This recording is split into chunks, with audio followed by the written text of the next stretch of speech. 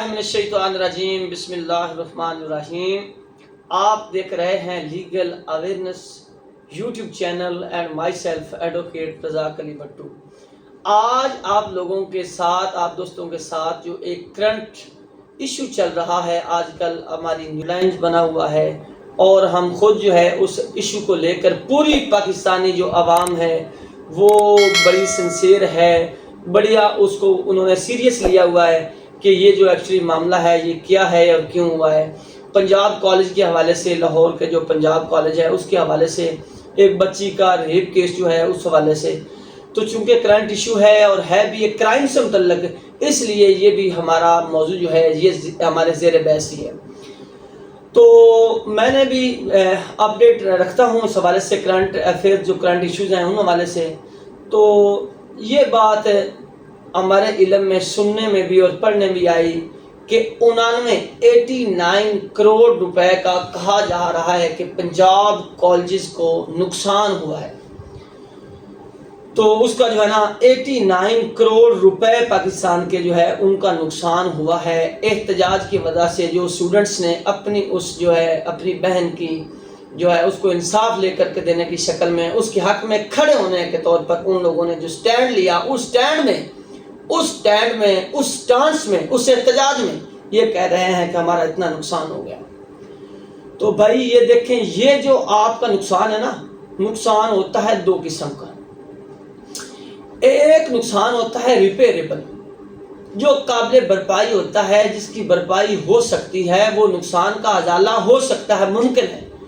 ایک نقصان ہوتا ہے irreparable، جس کی بھرپائی ممکن ہی نہیں ہوتی۔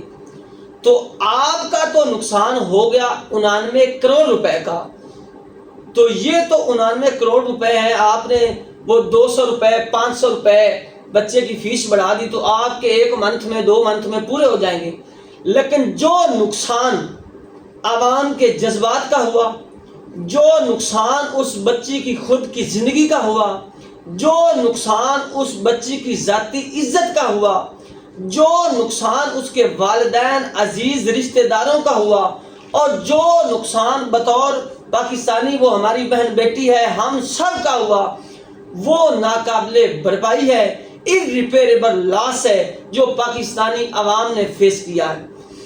دوسرا، ایک جو ٹرسٹ ہوتا ہے پبلک کو اپنی سٹیٹ پر، اپنی سٹیٹ کی گورنمنٹ پر اور گورنمنٹ کے انسٹیٹیوشنز پر، وہ جس قدر شیک ہوا ہے وہ ناقابل بھرپائی ہے۔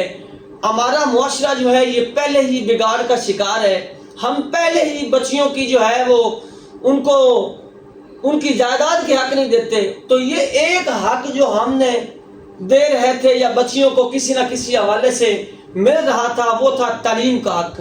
تو تعلیم کا حق جو ہم ان بچیوں کو دے رہے تھے، تو آپ لوگوں نے تو ان سے ان کا وہ حق بھی چھیننے کی کوشش کی ہے اس ظلم کے ساتھ ساتھ۔ وہ کیسے؟ وہ ایسے کہ اب کوئی بھی بندہ اپنی بیٹی کو اسکول یا کالج بھیجنے سے پہلے 1000 بار یہ سوچے گا کہ شاید وہاں جا کر اس کی عزت محفوظ رہے گی یا نہیں، اس کی زندگی محفوظ رہے گی یا نہیں، کوئی پتہ نہیں۔ تو اس حوالے سے میجارٹی جو لوگوں کی ہے وہ اپنی بچیوں کو تعلیم دلوانے میں بھی ہچکچاہٹ محسوس کریں گے۔ تو یہ آپ نے irreparable لاس کیا ہے جذبات کا، عوام کا اور اس بچی کی اپنی زندگی کا۔ ابھی کہا اور سنا یہ جا رہا ہے جی ایسا تو کوئی سرے سے وقوع اس سرزد نہیں ہوا۔ تو بھائی اگر ایسا وقوع سرزد نہیں ہوا تو اسی وقت آپ یہ سٹانس لیتے، تو اگر ایسا وقوع سرزد نہ ہوا ہوتا تو اسی کالج کے اس بچی کے کلاس فیلوز جو تھے وہ احتجاج کی شکل میں نہ ہوتے، وہ اپنا سٹانس اس قدر شدید جو ہے وہ نہ لیتے، اور ان کی آواز پر لبیک کہا ہے۔ میں سلام پیش کرتا ہوں اس قوم کو، اس عوام کو اور ان بچوں کو جن لوگوں نے کم از کم اس ظلم و ستم کے دور میں، اس بربریت کے دور میں اس بچی کے لیے آواز تو بلند کی۔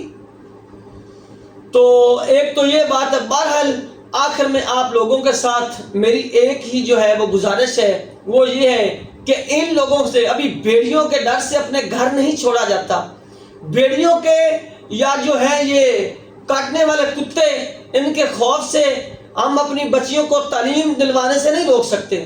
ہم نے ان کو انشاءاللہ العظیم تعلیم بھی دلوانی ہے اور ان لوگوں کو کیفر کردار تک بھی پہنچانا ہے۔ آپ لوگ ڈٹے رہیں، جب ہم ڈٹے رہیں گے تو انشاءاللہ العظیم اس کو انصاف بھی لے کر کے دیں گے، اور یہ معاملہ جو ہے یہ آئے گا، ایکسپوز بھی انشاءاللہ العظیم ہوگا۔